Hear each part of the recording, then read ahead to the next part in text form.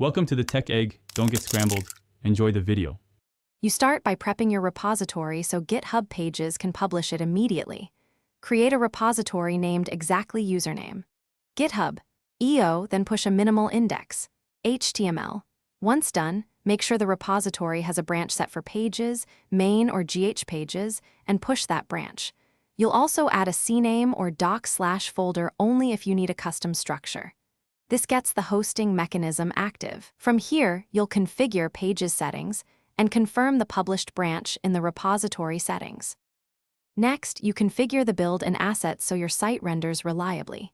In Settings, select your pages source and the folder, root or /docs, then check that index.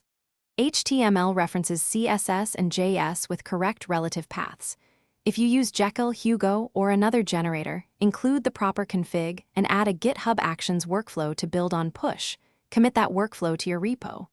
Once the action runs, inspect the build logs for missing files or path errors, and correct links before the final publish.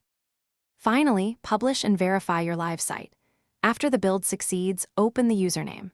GitHub Io URL and enable HTTPS enforcement in Pages settings. If you use a custom domain, update DNS and wait for propagation. If the site shows a 404 or outdated content, clear your browser cache and double-check branch selection. For build failures, inspect GitHub Actions logs for missing dependencies or broken config. Fix the workflow or site config, commit, and push again. That single log usually points directly to the root cause. Thanks for watching. Consider subscribing if I helped unscramble your problems.